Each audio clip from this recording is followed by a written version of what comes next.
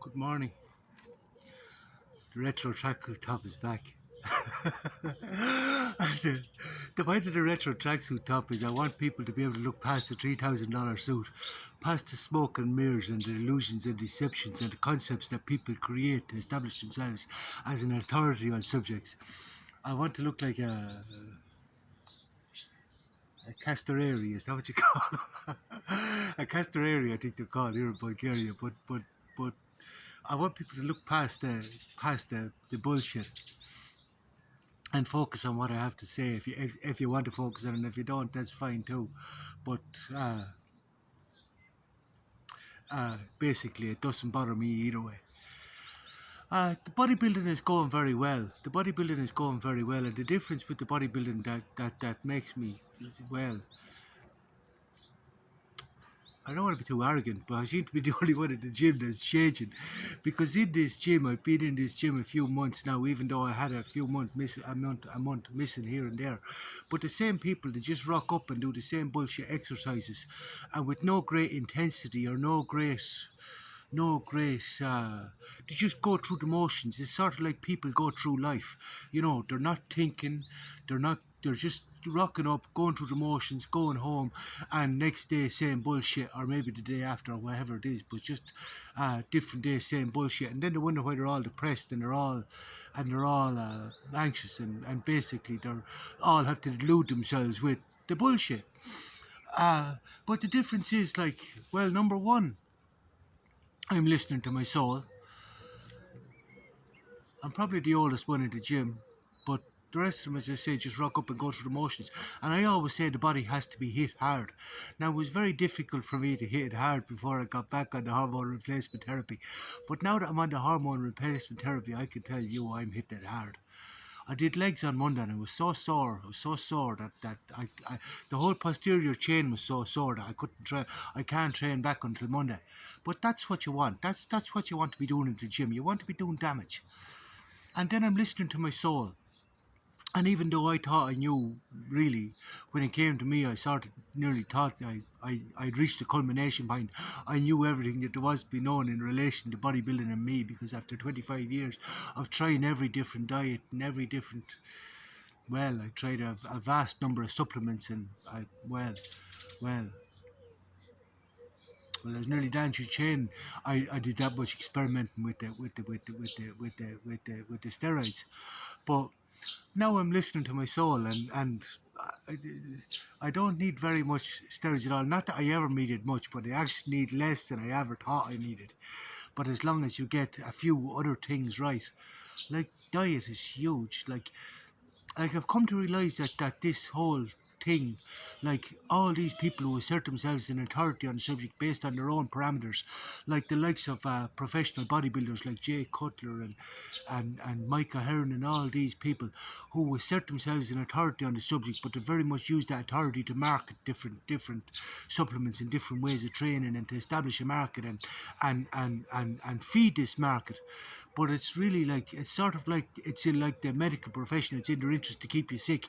It's in their interest to keep you fat and to keep you continuously striving. But basically, unless you start thinking for yourself, well, you're going to be always like, because if you're eating too much food, like, remember when I was back bodybuilding and you're looking at them holding up this can of stuff and say, this is the secret. Or you're looking at them eating 6 meals and 7 meals, and you're eating 6, 7 meals. And you have this illusion, oh, I must eat more, I must eat more, I want to be bigger. And then you have this dirty bulking thing, which was a thing that was very, in all bodybuilding, was just an excuse to eat shite. It's just an excuse to eat shite. And then you have a lot of people, like I was looking at a lad in the gym yesterday, who just have this soft physique, these big arms, but he's soft. He's water and salt and generally a bad diet and overcompensating for with too much steroids. But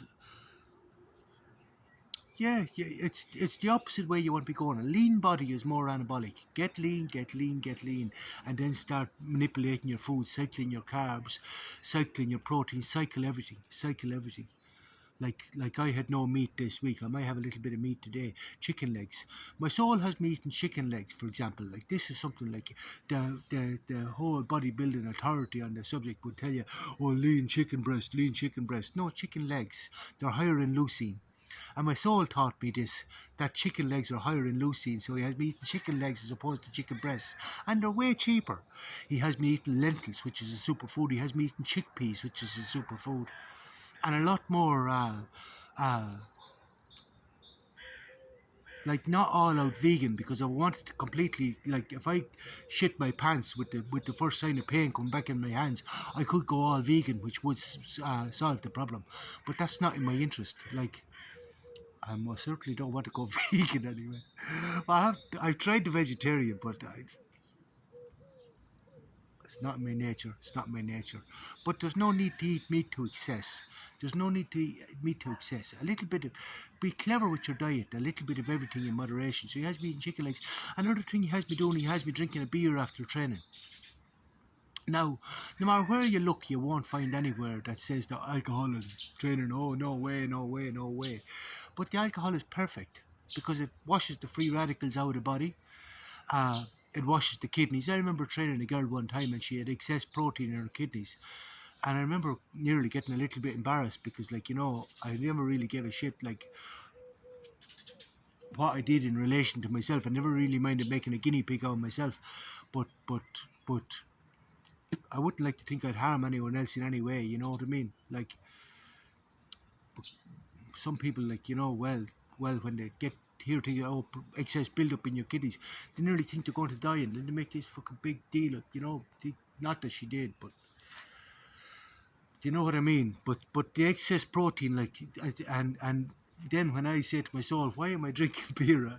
Like when he said to me first, have a beer now after training, I said, yeah, sure. He said, do you ever put you wrong? And I said, no, you never put me wrong. And then you have to ask yourself, why are you giving me beer? Why are you giving me beer? And it gives me this flashback in my head about my father saying one time at a table quiz, when I bought a popular, a mass-produced beer, he said, that's just kidney wash. He said, that's just kidney wash. And then my soul replaced this memory, that's just kidney wash. And this is exactly what it's for washing the kidneys so they can work at an optimal level. Now, it doesn't mean you go on the piss after training. You have one can of beer, and that's enough. And the beer is full of yeast. The beer has, well, it's not full of yeast, it has yeast in it. And I'll let you look up the health benefits of yeast. But yeast is tremendous. It's an anti-inflammatory and lots of other benefits when it comes to bodybuilding. So what I've actually decided is, well, what we've decided is, as soon as I can afford it, I will. Now, for now, I'm drinking a malt beer if I can get a malt beer. But as soon as I can afford it, I'm going to get a live beer, a bottle conditioned beer. So I'll go down to the craft beer shop and I'll get a live beer, which has yeast in it, and that'll be much better. That'll be much better than live beer. Or an organic beer, live beer, yes. And that'll be much better after training. That'll be even better again. But it's a process. I'll stay tweaking the diet. Another thing he's pushing me towards is black cumin seed oil. And that's what we repaired a lot of my health issues with before, was plenty of black cumin seed oil. And I really feel that this is going to be a game changer, black cumin seed oil, because that's going to be the animal pack. It's the full A to Z of vitamins and minerals, and everybody goes on about too much protein, but they don't put enough emphasis on the vitamins and minerals. Like, the protein is just the building blocks, but you need the mortar. You need the vitamins and minerals, and that's why animal pack used to be great until they banned it, because of course they know fucking everything. But black cumin seed oil, they reckon the animal pack was too much of a strain on the kidneys, and that's possibly true. Like, but the cumin seed oil is not. The cumin seed oil is the full A to Z of vitamins and minerals, and it's a very high in antioxidants. As the Prophet Muhammad said, it'll cure everything but death.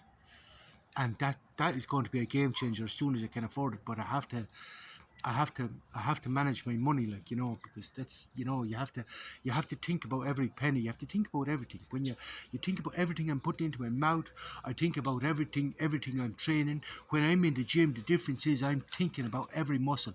I have a mind muscle connection. I'm thinking about every muscle. Not only am I training in intensity, but so for example, if I'm doing the hamstrings, I only come up so high until it starts to transition to the glutes, and then I go back down, full stretch, up because up fully, because I can't squeeze them because the glutes take over. So I only come up as high as the hamstrings are active, and then I drop back down again. The same when I'm training chest. I don't come into the tricep range. I keep the tension on the chest. But these are all little things that come from experience and knowledge and a way of training. But I'm proving, like, I remember I corrected one young lad in the gym and I said, don't come up high with a big stupid rest. I transfer onto the triceps, taking the tension out the chest. I says you're better off keep the tension on the chest and then train the triceps separately and train the middle part separately. I says you're better off. There's different exercises for this, and. But sure, of course, the coach came along and knew everything, and had to remind me. But the thing is,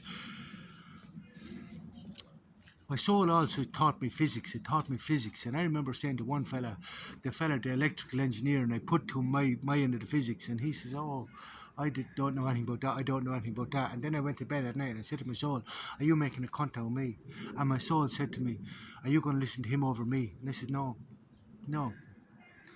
And this is where true knowledge comes from. But everybody thinks that the knowledge comes from the boys with the $3,000 suits, the boys who assert themselves as authority on a subject.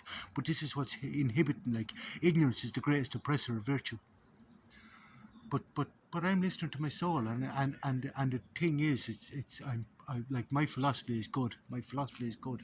I'll do philosophy. I'll do philosophy with the best of them, and listening to my soul has brought me on the most marvellous adventure and the most marvellous